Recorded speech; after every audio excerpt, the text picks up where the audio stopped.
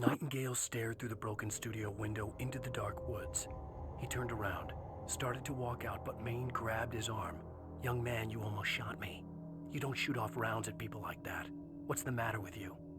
Nightingale shook his arm free, marched out. His cheeks burned with rage and humiliation.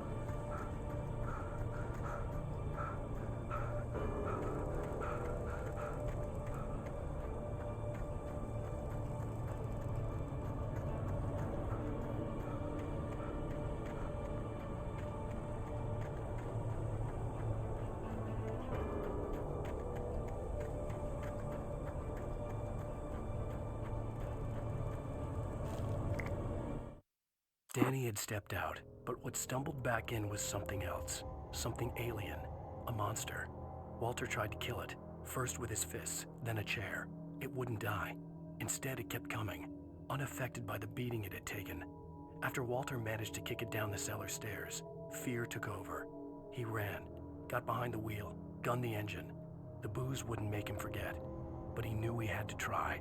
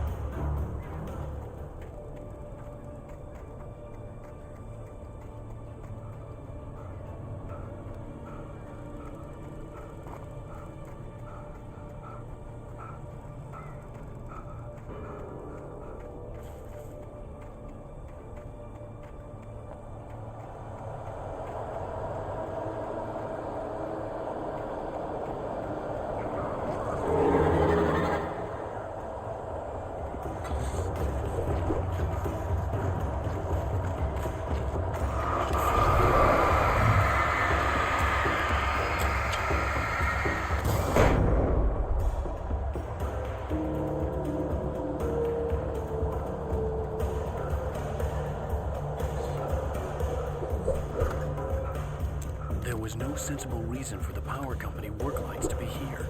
It was almost as if they'd been left for someone like me to use.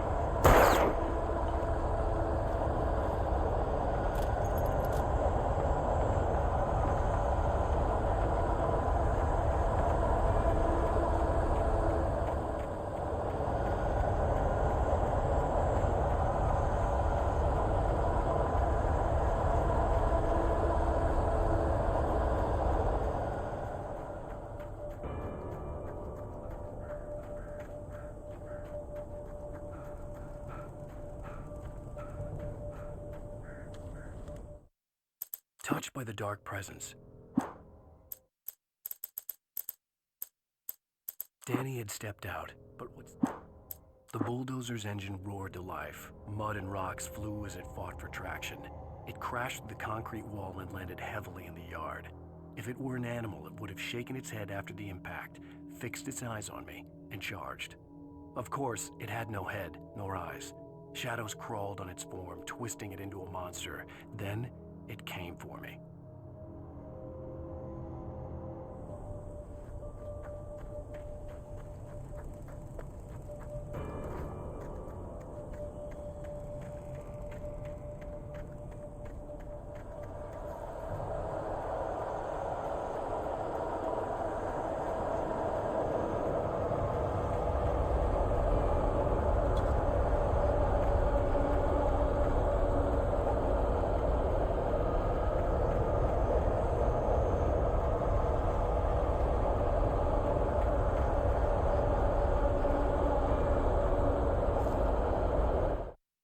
Sarah trusted her gut, and her gut said Agent Nightingale was an asshole. He felt wrong, and it wasn't just the smell of stale booze.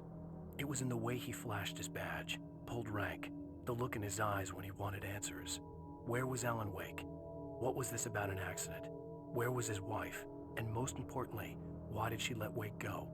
He wouldn't answer her questions. Federal business was all he'd say.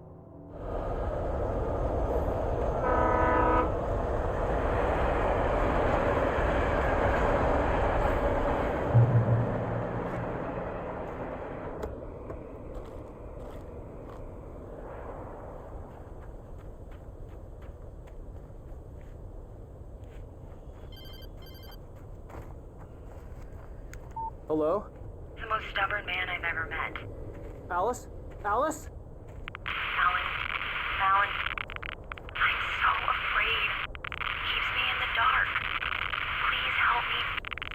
I look at you, Alan, and it's not you. Something else. Looking out from behind your eyes. Alice, I'm here. I'm so alone here. It's all gonna go to hell.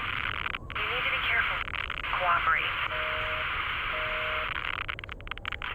The connection had been terrible, but that wasn't the only thing that hadn't been right with the call. She sounded wrong somehow, but she had called me.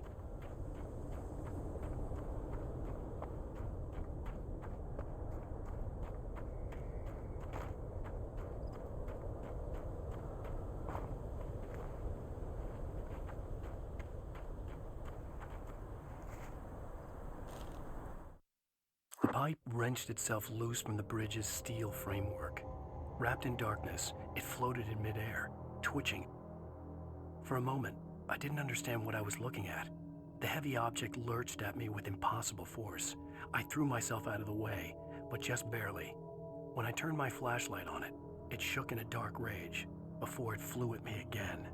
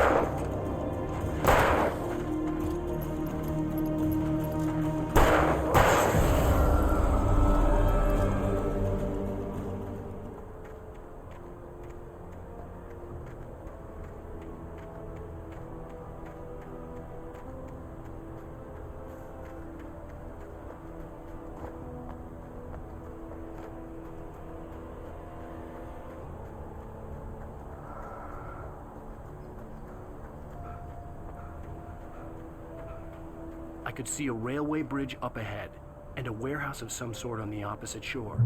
I hoped I could find a car from there.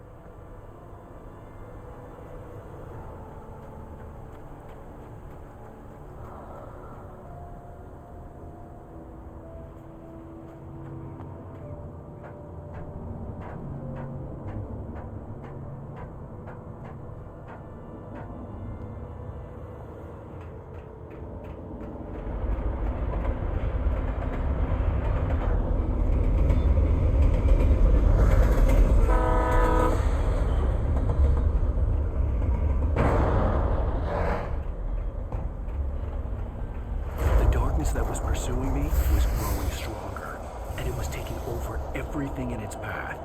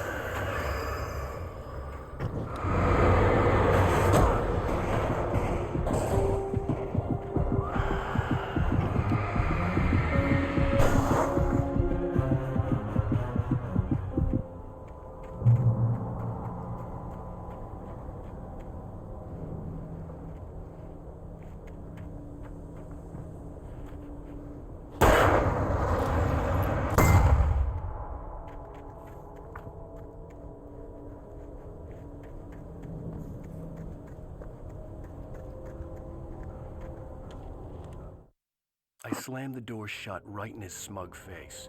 He pleaded for me to open the door. True to form, the asshole actually thought I would obey. I had no sympathy left, no guilt either, not for him.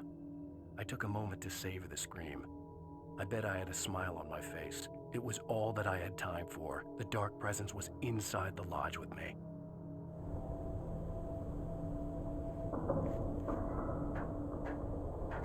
As a teenager, just starting to get interested in writing, Stephen King had been a source of inspiration to me.